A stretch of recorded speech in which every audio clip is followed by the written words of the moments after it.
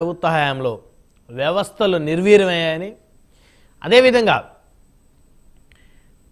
పౌర సరఫరాల శాఖకి సంబంధించి ప్రజలకు నిత్యావసర వస్తువులు పంపిణీ చేసేటువంటి శాఖలకు సంబంధించి అనేక అవకతవకలు జరిగాయని, అదేవిధంగా నాణ్యత లేనటువంటి సరుకుల్ని ప్రజలకు పంపిణీ చేస్తున్నారని, తూకాల్లో కూడా 400-500 గ్రాములు ఒక్కొక్క ప్యాకెట్కి, అటు ఆయిల్ ప్యాకెట్ కానీ, అదేవిధంగా కందిపప్పు కానీ, అదేవిధంగా రైస్ బ్యాగుల్లో అయితే ఈ విధంగా అంటే తూకాలు పూర్తిగా తక్కువగా ఉండి వైకాపా నేతలు అనేక అవకతవకలు చేశారంటూ నాదెండ్ల మనోహర్ పౌర సరఫరాల శాఖ మంత్రి ఆంధ్రప్రదేశ్ రాష్ట్రానికి సంబంధించిన నూతనంగా ఆయనైతే విచారణకైతే ఆదేశించినటువంటి పరిస్థితి ఉంది.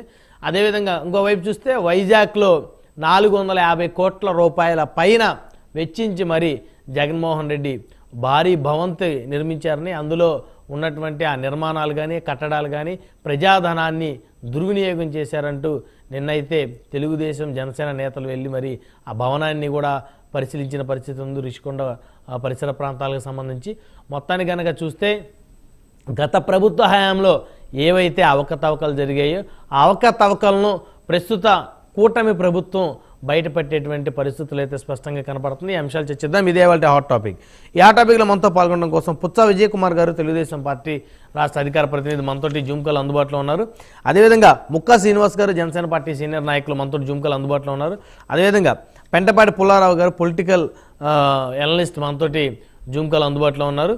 అదేవిధంగా కుప్పం ప్రసాద్ గారు, వైఎస్ఆర్ కాంగ్రెస్ పార్టీ నాయకులు, మరికొద్దిసేపట్లో మనతో జూమ్ కాల్లో జాయిన్ అవుతారు. రైట్, ముందుగా పుచ్చా విజయ్ కుమార్ గారితో మాట్లాడదాం. విజయ్ కుమార్ గారు, గుడ్ మార్నింగ్ అండి.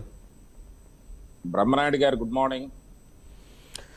సో విజయ్ కుమార్ గారు, మీరు ఉత్తరాంధ్రకు సంబంధించినటువంటి వాసి, సో అసలు ఏం జరిగింది రిషికొండ పరిసర ప్రాంతాల్లో? జగన్మోహన్ రెడ్డి గారి భవంతులన్నీ కూడా నిన్న మీ నాయకులు, అదేవిధంగా జనసేన నాయకులు కూడా పరిశీలించిన పరిస్థితి ఉంది. మార్నింగ్ బ్రహ్మనాయుడు గారు, ప్యానల్ పెద్దలకి, అదేవిధంగా ప్రైమ్ 9 టీవీ చూస్తున్న ప్రేక్షకులందరూ కూడా నమస్కారం.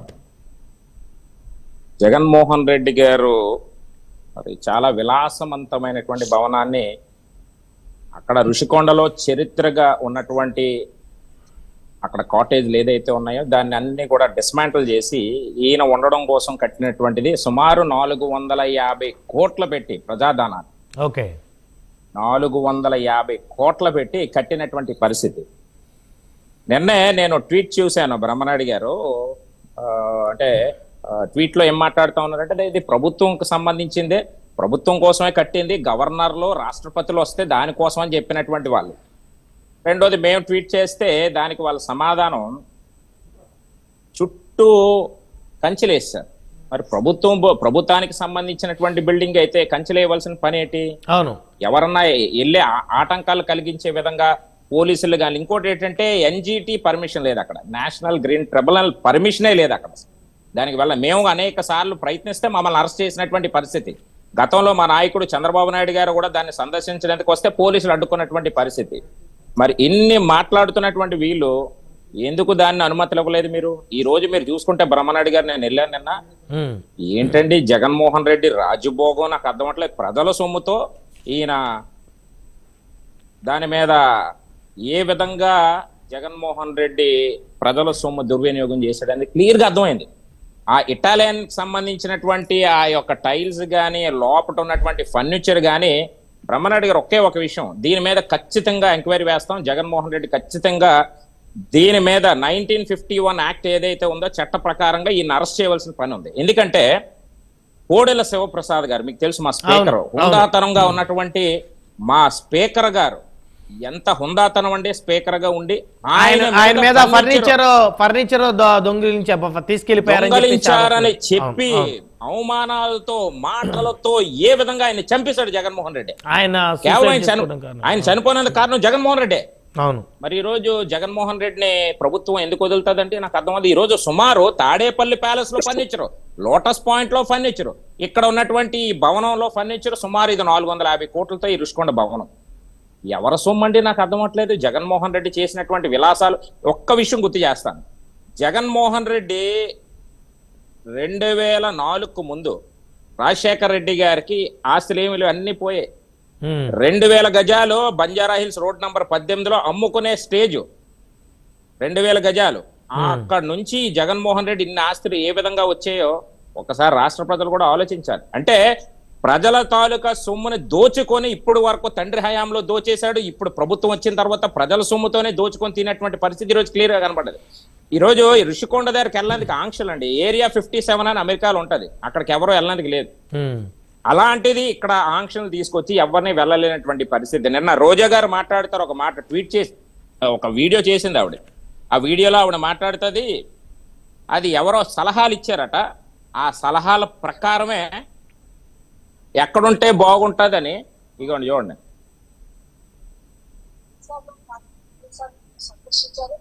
దాంట్లో ఇక్కడ ఉంటే బాగుంటుంది ఋషికొండని ఫైనలైజ్ చేయడం జరిగింది. ఇదిగోండి రోజా గారు మాట్లాడిన మాటలు.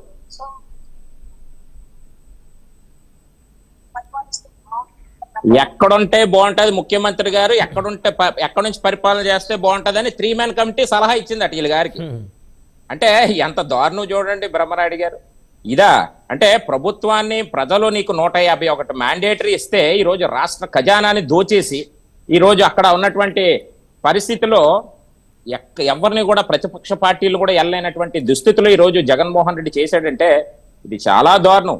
ఇది ఖచ్చితంగా దాని మీద ఎంక్వైరీ వేయాలి. ఎందుకంటే కోడెల శివప్రసాద్ గారిని ఏ తరహాలో ఫర్నిచర్ ఈరోజు సుమారు నాకు తెలిసి ఈ ఫర్నిచర్ సంబంధించి తాడేపల్లి ప్యాలెస్ లో అక్కడ కరెంట్కి సంబంధించి ఆ స్లైడింగ్ డోర్స్ కి సంబంధించి అన్ని కూడా లెక్కేసుకుంటే 45 కోట్లు అండి. అవి కూడా 45 కోట్లు ఆయన కట్టాలి, 45 కోట్లు కట్టాలి. ఇక్కడ ఏదైతే దుర్వినియోగం చేశాడో చట్ట ప్రకారంగా ఆయన మీద ఖచ్చితంగా చర్యలు తీసుకోవాల్సినటువంటి పరిస్థితి. ఈ రోజు మనం చూసాం రాష్ట్రాన్ని ఏ విధంగా రావణ కాష్టం చేస్తాడో మనందరికీ కూడా తెలుసు. ఈ రోజు రాష్ట్రాన్ని అధోగతి పాలు చేస్తాడు. ఈ రోజు ప్రజలు ఊహించలేనటువంటి కోలుకోలేనటువంటి దెబ్బ కొట్టారు. ఏవో అనుకున్నాడు, అంటే నొక్కేస్తా ఉన్నాను, బటన్ నొక్కేస్తా ఉన్నాను, నాకు ఇచ్చేస్తారో జనాలు మ్యాండేటరీ అని చెప్పేసి అనుకున్నాడు. ఈ రోజు ప్రజలు ఒకటే నిర్ణయించుకున్నారు, వనరులు లేవు, సంపద లేదు, పరిశ్రమలు లేవు, ఎలాగా అభివృద్ధి చేయాలో రాష్ట్రాన్ని తెలియనటువంటి అవగాహన మూర్ఖుడు జగన్మోహన్ రెడ్డి. అందుకే ప్రజలు నీకు ప్రతిపక్ష హోదా కూడా ఉండకూడదురా నాయన, నువ్వు ఎక్కడ కూర్చోవాలి అక్కడ కూర్చో అని చెప్పి ఆ 11తోనే సరిపెట్టేశారు ఈరోజు రాష్ట్ర ప్రజలు. అంటే ఒకటి గుర్తుపెట్టుకోవాలి, ఈ రోజు మేము వచ్చిన వెంటనే already we started all the works. Chandrababu Naidu garu ఒకే రాజధాని అమరావతి రైట్ స్టార్ట్ చేశారు వర్క్. ఈ రోజు రాజధానిలో 33,000 ఎకరాలు ఇచ్చినటువంటి రైతులు సంతోషం ఈ రోజు చూస్తూ ఉంటే రాష్ట్ర ప్రజలందరూ కూడా హర్షించారు. ఎందుకంటే వాళ్ళు పోరాటం చేశారు, సుమారు 100,000 రోజు పోరాటం చేసినటువంటి పరిస్థితి. జగన్మోహన్ రెడ్డి ఈ రోజు రాష్ట్రాన్ని ఏ విధంగా రావణ కాష్టం చేశాడు. 5 రూపాయలకే భోజనం పెడితే అన్నా క్యాంటీన్లు కూడా తొలగించినటువంటి పరిస్థితికి రేపు మాకు మా నారాయణ గారు మున్సిపల్ శాఖ మంత్రి గారు ఆల్రెడీ నిన్న స్టేట్మెంట్ ఇవ్వడం జరిగింది. ఇంకొక 3 వారాల్లో అన్నా క్యాంటీన్లు పేదవాడు సంతోషంగా 5 రూపాయలు భోజనం చేసే అవకాశం మళ్ళా మేము కలిగిస్తా ఉన్నాం బ్రహ్మనాయుడు గారు. అంటే ఒకటి ఇక్కడ నేనేమంటానంటే ప్రభుత్వం అనేది ఏర్పడ్డది అంటే ప్రజలు ఇచ్చినటువంటి అవకాశాన్ని వినియోగించుకోవాలి. కానీ జగన్మోహన్ రెడ్డి దుర్వినియోగం చేశాడు మొత్తం అంతా కూడా. ఈరోజు రాష్ట్రంలో ఏ విధమైనటువంటి పరిస్థితులకి తీసుకెళ్లిపోయాడు అనేది రాష్ట్రం. ఈరోజు ఉత్తరాంధ్ర అన్నాడు, ఈరోజు ఇక్కడ ఉన్నటువంటి పెద్ద మంత్రులు ఉన్నారు, బొత్స సత్యబాబు ఈరోజు చిత్తుగా ఓడించాడు మా కళా వెంకట్రావు గారు. అంటే ప్రజలు ఓడించారు, కళా వెంకట్రావు గారు గెలిచారు అక్కడ చీపురుపల్లిలో. అంటే ఆయన అడ్డా అనమాట చీపురుపల్లి. ఎప్పుడు కూడా ఈ రోజు అక్కడ ఉన్నటువంటి సమస్యలు వస్తున్నాయి. ఒక్కొక్కరు మమ్మల్ని ఇన్ని సంవత్సరాలు కూడా మేమేమి మాట్లాడలేకపోయాము.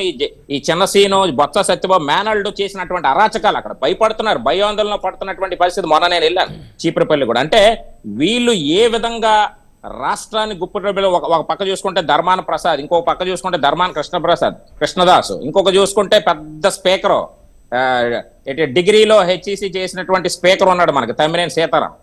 అంటే ఇలాంటి నాయకులందరూ ఉత్తరాంధ్రలో ఉండి ఈ రోజు అందరినీ తుడిచిపెట్టేశారు. ప్రజలంటే ప్రజలు దేనికి ఓటేశారు చెప్పండి? ఈ రోజు అభివృద్ధికి ఓటేశారు. అంటే అభివృద్ధి చేయగలిగే ఏకైక నాయకుడు నారా చంద్రబాబు నాయుడు తప్ప ఇంకొకరు ఎవరో కాదని చెప్పి ప్రజలు నమ్మారు.